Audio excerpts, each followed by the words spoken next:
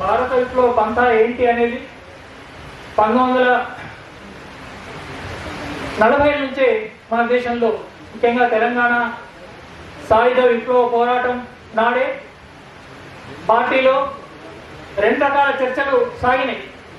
భారతదేశంలో సాయుధ విప్లవ పంథా చైనా మార్గంలో అనుసరించాలా, రష్యా మార్గంలో చేయాలా అనేది. అప్పుడే తెలంగాణ సాయుధ పోరాటం మన మార్గం చైనా మార్గం అని చెప్పి అది అవలంబించినందుకే తెలంగాణ సాయుధ పోరాటం మొదలైంది. ఆ తర్వాత 1951లో సాయుధ పోరాట విరమణ తర్వాత 16 ఏళ్ల తర్వాత కానీ మళ్ళీ సాయుధ విప్లవ పోరాటం, దీర్ఘకాలిక సాయుధ పోరాట పంథా ఎజెండాలోకి రాలేదు. నక్సల్బరీకి తిరుగుబాటు తర్వాత కామ్రేడ్ చారు మజుందార్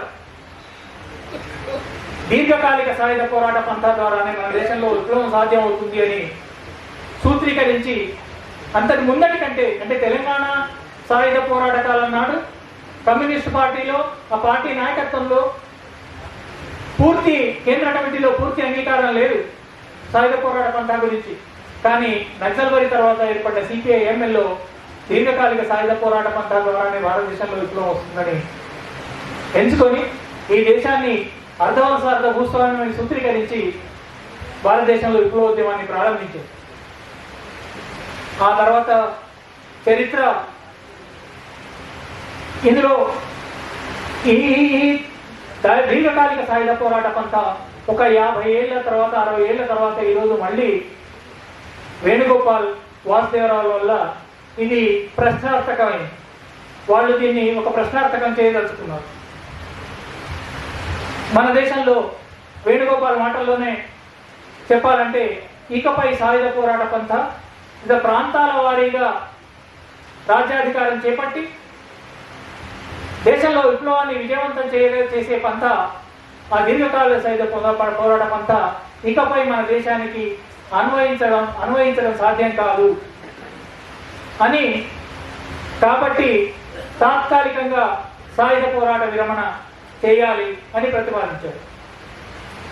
ఇందులో దానికోసం తాత్కాలిక సాయుధ పోరాట పంథా అని చెప్పడం కోసం, తాత్కాలికంగా సాయుధ పోరాట విరమణ అని చెప్పడం కోసం ఆయన 1977లో కామ్రేడ్ KS ఏదైతే అప్పుడు సాయుధ పోరాట తాత్కాలిక విరమణ అని అన్నాడో దాన్ని ఉదాహరిస్తూ అప్పుడు అతివాద దుస్సాహసిక పంథా నుండి బయటపడేయడానికి కామ్రేడ్ KS ఎట్లాగైతే సాయుధ పోరాట విరమణను ప్రతిపాదించి చాలా అద్భుతంగా ప్రజా ఉద్యమాన్ని, ప్రజా సంఘాలను నిర్మించి, ప్రజా పోరాటాలు నిర్మించి మళ్ళీ విప్లవోద్యమాన్ని ముందుకు నడిపాడో అట్లా ఈరోజు సాయుధ పోరాటం తాత్కాలికంగా విరమించాలని వేణుగోపాల్ తన లేఖలో రాశాడు. కానీ ఆ కామ్రేడ్ KS ప్రతిపాదించిన సాయుధ పోరాట విరమణ నాడు ఆయన దానికి దీనికి ఏమాత్రం సంబంధం లేదు వేణుగోపాల్ ప్రస్తావించిన దానికి. ఎందుకంటే కామ్రేడ్ KS ఆ రోజు ఎంతగా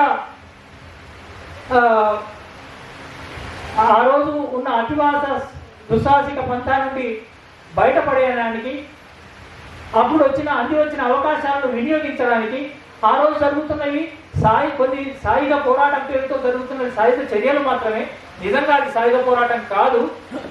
కాబట్టి నిజమైన సాయుధ పోరాటాన్ని నిర్మించడానికి, ప్రజా పునాదిని పెంచుకోవడానికి, పైగా ఎమర్జెన్సీ తర్వాత ఆ రోజు వచ్చిన అవకాశాలను వినియోగించుకోవడానికి ఆ పిలుపు ఇచ్చి ప్రజా సంఘాలని, ప్రజా ఉద్యమాన్ని, విప్లవ పోరాటాన్ని నిర్మించడానికి కామ్రేడ్ కృషి చేశాడు. దాని ఫలితమే దీర్ఘకాలిక పీపుల్స్ వార్ పార్టీ ఎదుగుదల, ఆ తర్వాత మావోయిస్ట్ పార్టీ ఆవిర్భావం.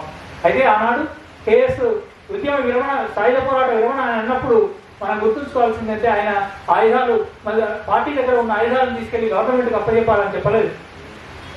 రహస్యంగా ఉన్న పార్టీని బహిరంగంగా మొత్తం నాయకత్వం అంతా బహిరంగంగా కావాలని చెప్పలేదు.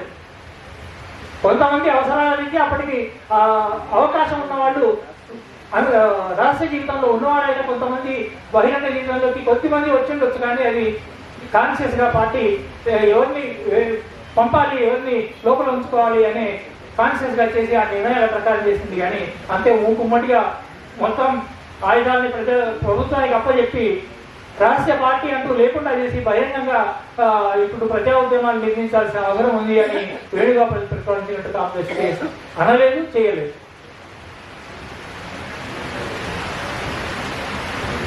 దానికి తోడు వేణుగోపాల్ ఏమంటున్నాడు, మన దేశానికి మనం చైనా పంథాని గుడ్డిగా అనుకరించాము, మన దేశానికి రష్యా పంథానో చైనా పంథానో కాదు, భారతీయ పంథ అభివృద్ధి చేసుకోవాలి అని అన్నాడు. ఎవరైనా, ఏ విప్లవకారుడైనా, ఏ కమ్యూనిస్టు పార్టీ అయినా మనం చేసే నిర్దిష్ట పరిస్థితులకు అనుగుణంగానే, ఆ దేశ నిర్దిష్ట పరిస్థితులకు అనుగుణంగానే విప్లవం జరుగుతుందనేది చెప్పకపోతే అది కమ్యూనిస్టు పార్టీనే కాదు. తప్పనిసరిగా ఆయా దేశ నిర్దిష్ట పరిస్థితులకు అనుగుణంగానే పార్టీలు, అది విప్లవోద్యమం కానీ ఇంకోటి ఏదైనా కానీ ఆయా నిర్దిష్ట పరిస్థితులకు అనుగుణంగానే విప్లవం చేయవలసి ఉంటుంది. అయితే మార్క్సిస్ట్ తత్వశాస్త్రం మనకేం బోధిస్తుందంటే, ఒకటి యూనివర్సాలిటీ, ఒకటి పర్టికులారిటీ. అంటే ఒక నిర్దిష్టత ఉంటుంది, ఒకటి విశ్వజనీయత ఉంటుంది. దానికి ఆ రెండింటి మధ్య సంబంధం ఏమి, అది ఏమిటో తెలుసుకుని ప్రతి కమ్యూనిస్టు తెలుసుకోవాల్సిందే. విప్లవ పంథాకి సంబంధించినైనా అదే మార్గం. దీనికంటే వెళ్లే ముందు మనం ఇది అన్నిటికీ తెలిసిన విషయాలైనా మళ్ళీ ఒకసారి ఈరోజు ప్రశ్నలు లేవనెత్తిన సందర్భంలో మళ్ళీ ఒకసారి మాట్లాడుకోవాల్సిన అవసరం ఉంది. ఒక్క వేణుగోపాల్ మాత్రమే, అంటే ఇది మావోయిస్టు పార్టీలో చాలా కీలకమైన, మావోయిస్టు పార్టీ కేంద్ర కమిటీ ప్రతినిధిగా ఉన్న వేణుగోపాల్ లేవనెత్తిన ప్రశ్న కాబట్టి అది మాట్లాడుకోవాల్సిందే. కానీ అది మాత్రమే కాకుండా అంతకు ముందు నుంచే ఎప్పటి నుంచో కూడా ఇతర ఎంఎల్ పార్టీలు కానీ ఇతర కొంతమంది అంటే భారతదేశంలో పెట్టుబడిదారీ విధానం వచ్చింది అని వాదించేవాళ్ళు కానీ ఈ భారతదేశానికి దీర్ఘకాలిక సాయుధ పోరాట పంత పనికిరాదు. అంతకుముందు ఇది ఏది జరగకముందు, ఈ కగారు కంటే ముందు కూడా ఎన్నోసార్లు సోషల్ మీడియాలో కొంతమంది భారతదేశంలో పెట్టుబడిదారీ విధానం వచ్చింది కాబట్టి ఇప్పుడు సాయుధ పోరాట పంత పనికిరాదు అని మాట్లాడుకునే వాళ్ళు ఉన్నారు. అయితే మరి ఏం చేయాలని ఎప్పటి వాళ్ళ ఉద్దేశం. కాబట్టి మనం దాని గురించి కొంచెం వివరంగా మాట్లాడుకుందాం. ఈ ప్రపంచంలో విప్లవ పోరాటాలు కమ్యూనిస్టు విప్లవ పోరాటాలు రెండు పంథాల్లోనే ఇప్పటిదాకా జరిగాయి. అది ఒకటి రష్యాలో జరిగిన జనరల్ ఇన్సరెక్షన్, సామూహిక తిరుగుబాటు. రెండవది చైనాలో జరిగినట్టు దీర్ఘకాలిక సాయుధ పోరాట పంథ. రష్యాలో ఒక నిర్దిష్ట పరిస్థితుల్లో అక్కడ లెనిన్ అంతకుముందే సూత్రీకరించాడు, రష్యాలో పెట్టుబడిదారు సంబంధాలు పెరిగాయి కానీ ఆ నిర్దిష్ట దానితో పాటు ఒక నిర్దిష్ట పరిస్థితుల్లో రష్యా విప్లవం విజయవంతమైంది. మొదటి ప్రపంచ యుద్ధం ఒకసారి జరుగుతున్నది. జారు చక్రవర్తి చాలా బలహీనపడ్డాడు, సైన్యంలో తిరుగుబాటు ఉంది, ప్రజలు యుద్ధం వద్దు శాంతి కావాలని కోరుకుంటున్నారు. అంటే రష్యా ఏదైతే ప్రపంచ యుద్ధంలో పార్టిసిపేట్ చేస్తుందో దాని కాదు, శాంతి కావాలని కోరుకుంటున్నారు.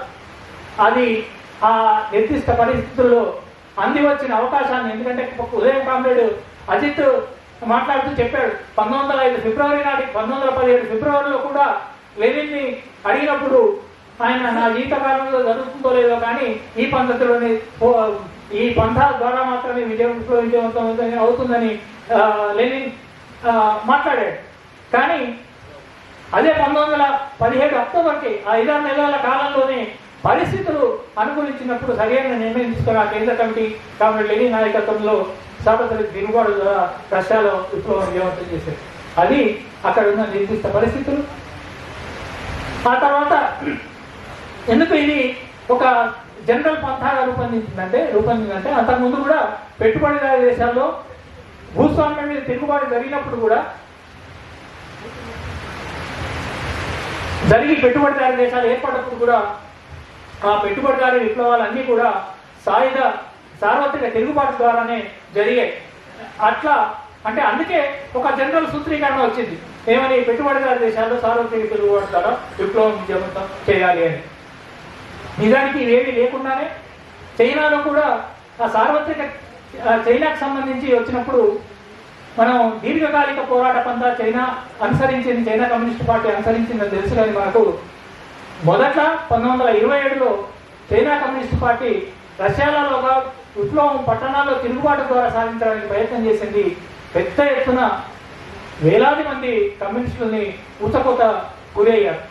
ఆ తర్వాతనే కామ్రేడ్ మాయవ నాయకత్వంలో మన లాంటి దేశంలో, ఇక అర్ధవలస అర్ధభూస్వామి దేశంలో, ఇక్కడ ఉన్న నిర్దిష్ట పరిస్థితుల్లో, ఇక్కడ యుద్ధ ప్రభువులు ఉన్న దేశంలో, ఇక్కడ అర్ధ భూస్వామ్య సంబంధాలు ఉన్న దేశంలో పెట్టుబడిదారీ విధానం కాకుండా సామ్రాజ్యవాద తో పాటు కుమ్మక్కైన దళారీ పెట్టుబడిదారులు ఇక్కడ రాజ్యం వెళుతున్న రాజ్యాధికారంలో ఉన్న సందర్భంలో ఇక్కడ అంటే పైగా ఎంతో వెనుకబడిన ప్రాంతాలు, సాయుధ పోరాటానికి అనుకూలమైన ప్రాంతాలు ఉన్నాయి.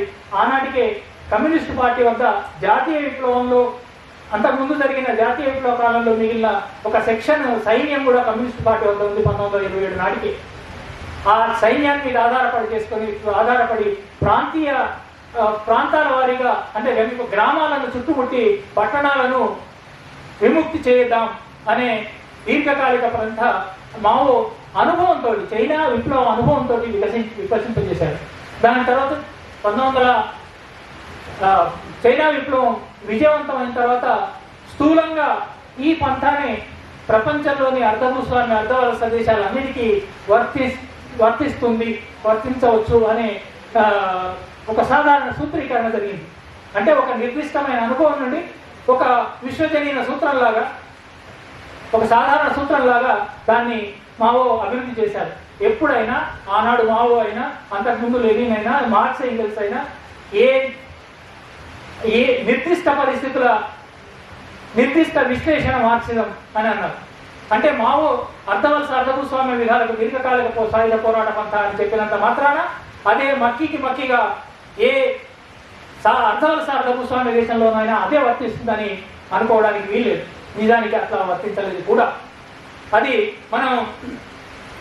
మన భారతదేశంలో ఎట్లా జరిగిందో చూస్తే కూడా మనకు అది అర్థమవుతుంది.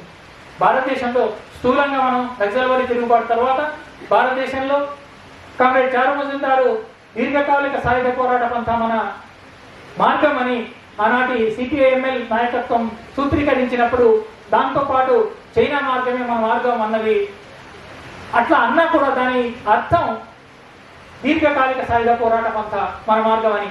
కానీ మరి ఆ రోజు కామ్రేడ్ చారు మజుందార్ తెలియదా? ఆ రోజు సిపిఐఎంఎల్ తెలియదా?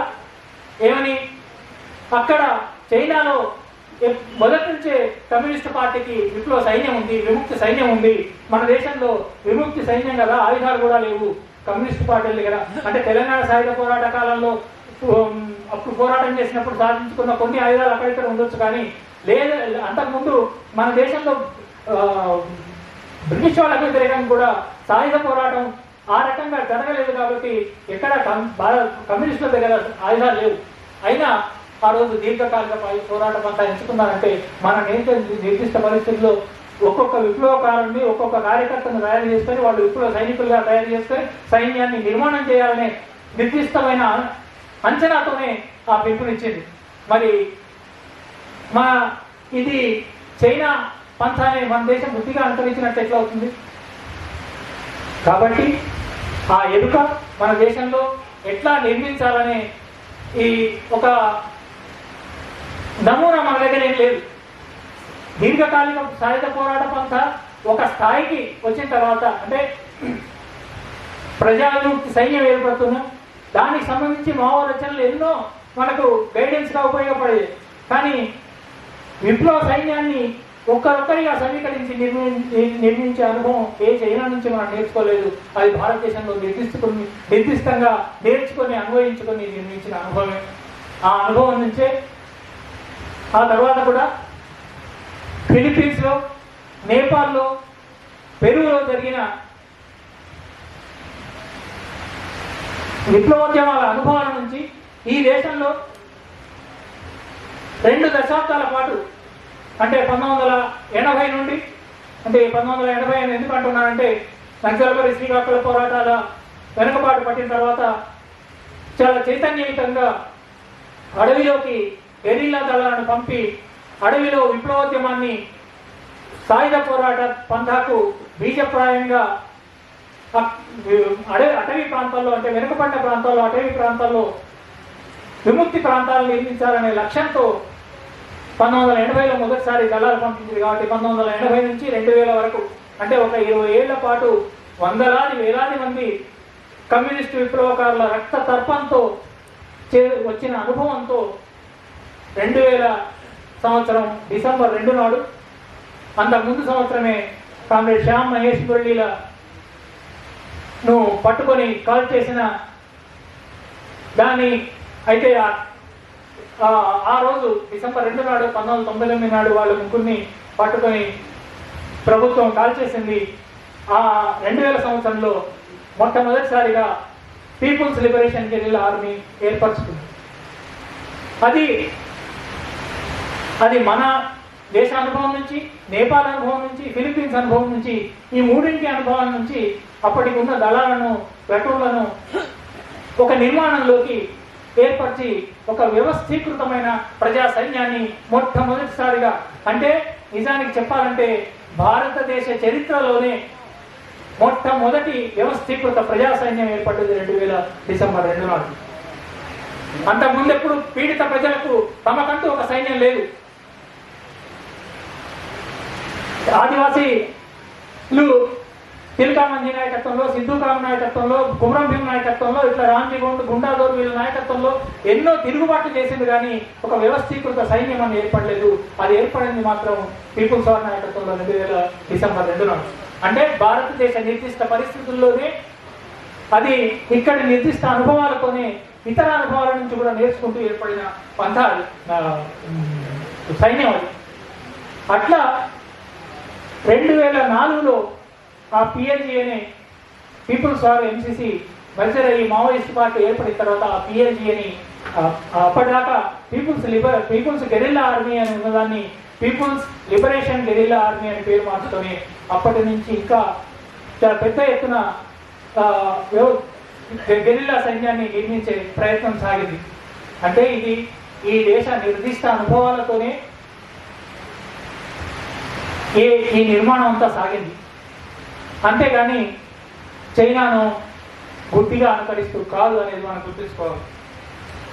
అంతేకాకుండా చైనాలో చాలా తొందరగానే, అంటే 1-2 ఏళ్లలోనే కాంగ్షాన్ పర్వత ప్రాంతంలో, అంటే చింకాంగ్ కొండల్లో కామ్రేడ్ మా నాయకత్వాన విముక్తి ప్రాంతం ఏర్పడ్డది. కానీ మన దేశంలో అక్కడి పరిస్థితులు అవన్నీ నిర్దిష్టంగా ఉన్న అనుకూల పరిస్థితుల్లో విముక్తి ప్రాంతం ఏర్పడ్డది. అక్కడ ప్రజా విముక్తి సైన్యం లక్షల్లోకి చేరింది. కానీ మన దేశంలో పరిస్థితి అది కాదు. మన దేశంలో విముక్తి ప్రాంతం ఏర్పరచుకోవడానికి ఒక కర్తవ్యంగా పెట్టుకొని ఇక్కడి పరిస్థితులకు అనుగుణంగా మళ్ళీ ఫిలిప్పీన్స్ అనుభవం నుండి, నేపాల్ అనుభవం నుండి, మన అనుభవం నుండి నేర్చుకొని ఇక్కడ గెరిల్లా బేస్లు నిర్మించాలి అని ఇక్కడ అనుకున్నాం. గెరిల్లా బేస్ అంటే చైనాలో లాంటి విముక్తి ప్రాంతం కాదు. ఫిలిప్పీన్స్లో గెరిల్లా బేస్ కూడా చాలా చిన్నది.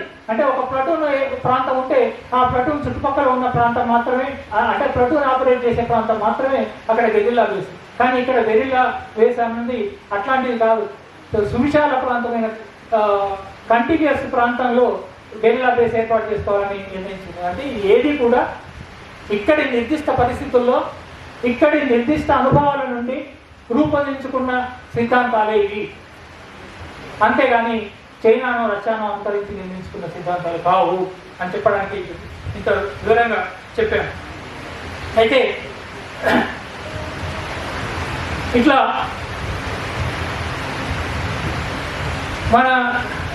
అయితే ఇప్పుడు మరి మాట్లాడుతున్నది సరే. ఒకప్పుడు అంటే 1967-70 నాడు చారు మజుందారు ఇది భారతదేశాన్ని అర్ధభూస్వామ్య దేశంగా విశ్లేషించినప్పుడు అది కరెక్టే. కానీ ఇప్పుడు చాలా, అంటే ఈ 50 ఏళ్లలో, 60 ఏళ్లలో ఎన్నో మార్పులు జరిగాయి భారతదేశంలో. అప్పుడున్నట్లు పెద్ద పెద్ద భూస్వాములు లేరు, పెద్ద పెద్ద భూస్వామ్యం అణిచివేత లేదు, ఎక్స్ట్రా ఎకనామిక్ కోయర్షన్ లేదు.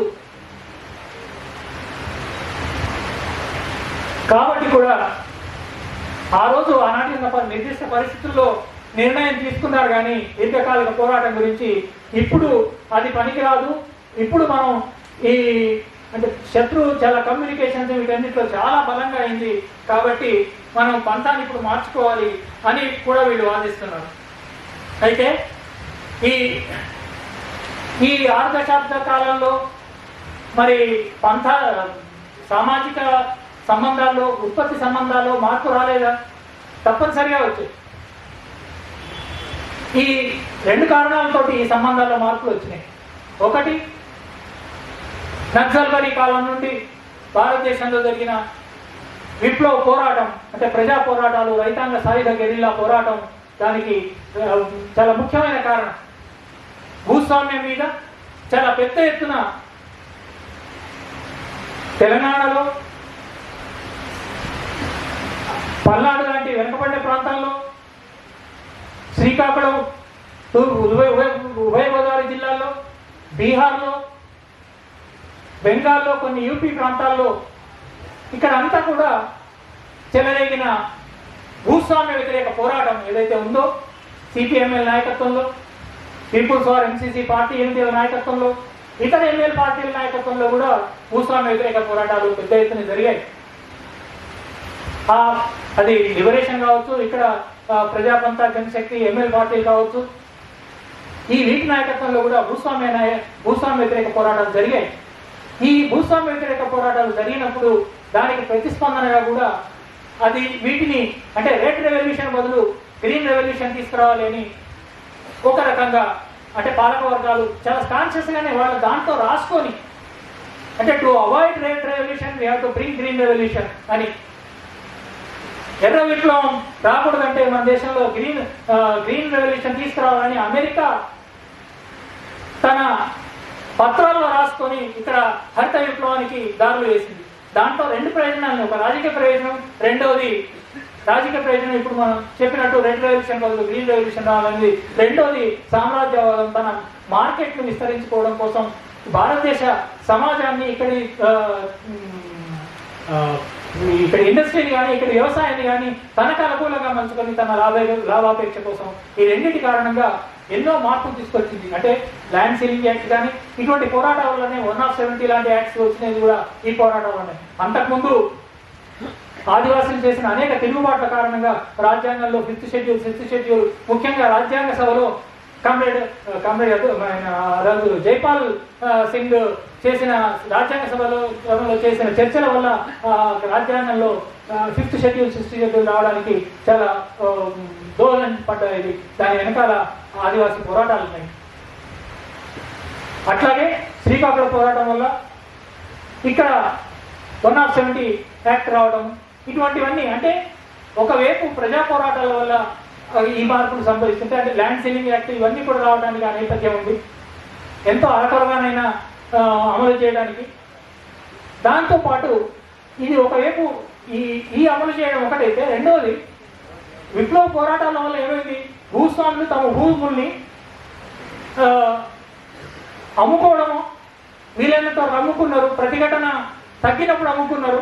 ఆ అమ్ముకునే క్రమంలో మధ్యతరగతి రైతులు భూములు కొనుక్కున్నారు. దానికి వ్యతిరేకంగా 90లో మనం అది చూసాం. దానికి వ్యతిరేకంగా కూడా కొన్నిసార్లు మధ్యతరగతి దీని మీద ఆంక్షలు విధించడం అవన్నీ కూడా ఈ చరిత్రలో భాగమైనవి. ఏదైనా అంటే ఈ భూస్వామ్య వ్యతిరేక పోరాటాల వల్ల విప్లవోద్యమ నాయకత్వంలో, విప్లవ పార్టీ నాయకత్వంలో జరిగిన భూస్వామ్య వ్యతిరేక పోరాటం వల్ల కూడా ఈ మార్పులు జరిగినాయి. అట్లే సామ్రాజ్యవాదం తన అవసరాల కోసం కూడా ఎన్నో మార్పులు తీసుకొచ్చింది. ఆ తర్వాత 90ల తర్వాత ఈ సామ్రాజ్యవాద సంక్షోభం పెరిగిన కొద్దీ గ్లోబలైజేషన్ పేరుతోటి, ప్రైవేటైజేషన్ పేరుతోటి, మన లిబరలైజేషన్ పేరుతోటి తీసుకొచ్చిన మార్పులు అన్నీ కూడా ఈ సంబంధాల్లో మార్పులు అంటే గ్రామంలో వ్యవసాయ సంబంధాల్లో మార్పులు రావడానికి కారణమైనవి. అట్లే పరిశ్రమలు ఇవన్నీ పెరగడానికి ఇంకో రకంగా ఇవన్నీ కూడా కారణమైనవి.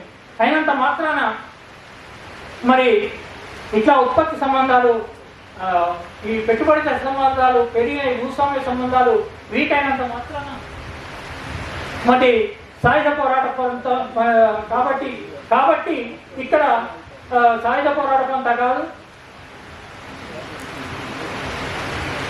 సార్వత్రిక తిరుగుబాటు లేదా సోషలిస్ట్ విప్లవం ఇప్పుడు చేయాలి అనే వాళ్ళు కూడా తయారయ్యారు. కానీ దీంట్లో 2 విషయాలు మాట్లాడుకోవాలి మనం. ఒక విప్లవ పంథ అన్నప్పుడు అందులో రెండు అంశాలు ఉంటాయి. ఒకటి రాజకీయ పంథ, అంటే అందులో ఇమిడి ఉండేవే, అవి రెండు ఒకదానికి ఒకటి పరస్పర సంబంధంతో ఉన్నవే. విప్లవ పంథ అంటే అందులో ఒక రాజకీయ పంథ ఉంటుంది, ఒక సైనిక పంథ ఉంటుంది. అవి రెండు ఒకదానితో ముడివేసుకొని ఉన్నవి. రాజకీయ పంథ అంటే ఉత్పత్తి సంబంధాలతోటి చాలా సన్నిహితంగా ముడిపడి ఉన్నది. అంటే ఉదాహరణకి ఒక పెట్టుబడిదారు దేశంలో అయితే అది సోషలిస్ట్ విప్లవం కావాలి, ఎందుకంటే అక్కడ పెట్టుబడికి కార్మికులకు మధ్య ఉన్న వైరుధ్యమే ప్రధాన వైరుధ్యం అవుతుంది. అట్లా కానప్పుడు